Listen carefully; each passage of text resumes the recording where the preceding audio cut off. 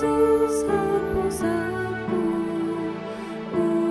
Bapak Ibu dan Saudara-saudara yang dikasihi Tuhan dimanapun kita berada. Mengawali setiap aktivitas kita, mengawali hari-hari kita, marilah kita berserah kepada Tuhan agar Tuhan menguatkan kita dalam menjalani hari-hari kita ini. Marilah kita mendengarkan firman Tuhan, kita berdoa. Kasih karunia dan damai sejahtera dari Allah Bapa kita dan dari anaknya Tuhan Yesus Kristus menyertai kamu sekalian. Amin. Bapak, Ibu, dan Saudara-saudara, firman Tuhan yang menyapa kita tertulis dalam kitab Ulangan pasal 23 ayat 5, demikianlah dikatakan. Tetapi Tuhan Allahmu tidak mau mendengarkan Bileam, dan Tuhan Allahmu telah mengubah kutuk itu menjadi berkat bagimu, karena Tuhan Allahmu mengasihi engkau. Demikian firman Tuhan. Bapak, Ibu, dan Saudara-saudara yang dikasihi Tuhan, sejahat apapun orang kepada umat pilihan atau orang-orang yang telah diberkati oleh Tuhan, itu tidak akan mencelakainya. Karena Tuhan Allah kita yang telah memberkati, yang telah mengasihi, akan selalu menjaga kita dari setiap niat-niat jahat, dari setiap niat-niat yang tidak baik, yang datang dari luar kehidupan kita, yang mau mencelakai hidup kita. Maka ketika kita percaya kepada Tuhan, maka ingatlah, hidup kita ini adalah hidup yang telah ditebus, hidup yang telah diselamatkan, dan hidup yang selalu diberkati oleh Tuhan.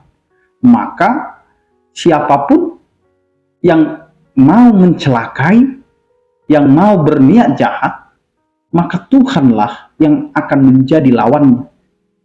Tuhanlah yang akan terus menyertai dan melindungi kehidupan kita. Maka lihat yang mau dikatakan oleh firman Tuhan hari ini. Bagaimana Bileam, seorang tukang tenung yang tidak percaya kepada Tuhan, diminta oleh seorang raja yang bernama Balak,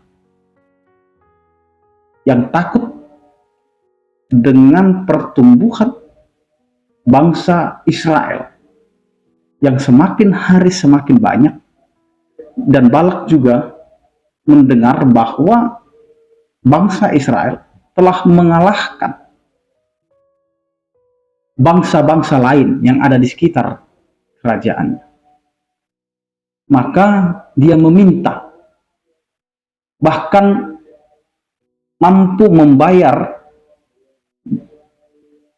atau menyuap Bileam, supaya Bileam mengutuk bangsa Israel. Namun Bileam tidak berani. Dia takut dengan Allah.